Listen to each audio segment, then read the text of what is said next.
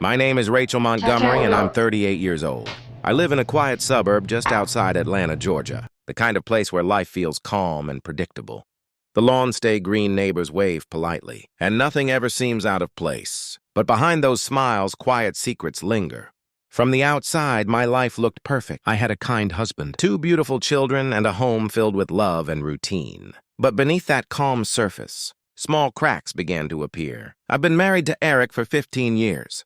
He's everything a good man should be: reliable, thoughtful, gentle. We met in college. He was drawn to numbers and logic. I to words and dreams. Our relationship was never fiery, but steady, like a flame that burns softly without chaos. Yet even a steady flame can lose its warmth. The silence between us grew slowly. It wasn't anger or betrayal, just an emptiness neither of us could name.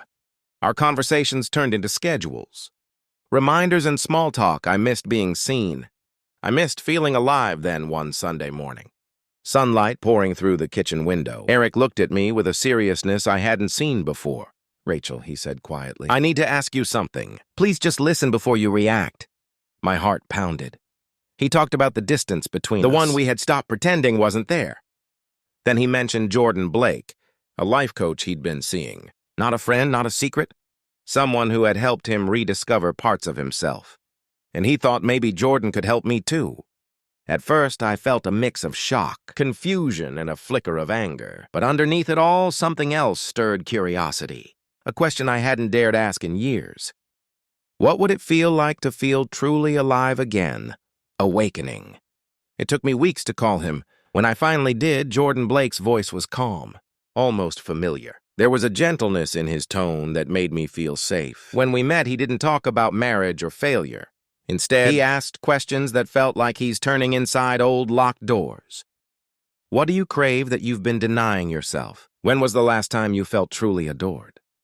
Each question broke through the numbness I had built around my heart. For years, I'd been so focused on being a wife, a mother, a caretaker that I'd forgotten how to simply be me. Our meetings became a space of honesty. He listened, he understood, and slowly I began to breathe again. Eric knew about it all. He didn't demand answers or explanations. He simply gave me space, hoping maybe that I'd find the woman I once was.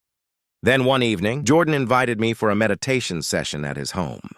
Books filled the shelves, soft light flickered from candles, and a quiet warmth filled the air. We sat across from each other, breathing in rhythm when his hand brushed mine.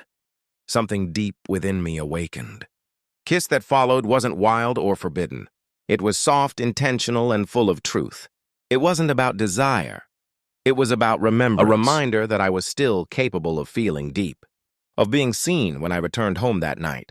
Eric was waiting calm as always. "A book in his lap, did you?" he asked softly.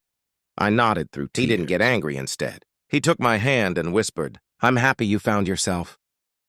Perma Rake in the days that followed. The world felt different.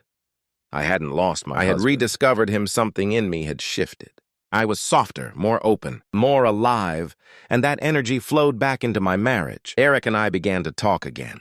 Really talk, not about chores or appointments, but about our hearts, about our fears, our dreams, our forgotten promises.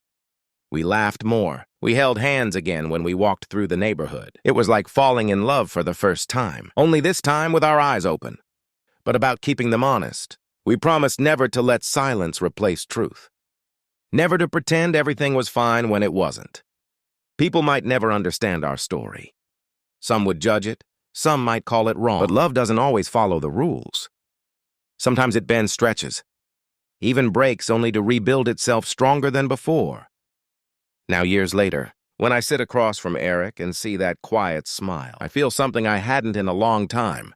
Peace, because in finding myself through another, I found my way back home. Love doesn't always look like the stories we're told. But when it's real, it survives. Not because it's perfect, but because it's true.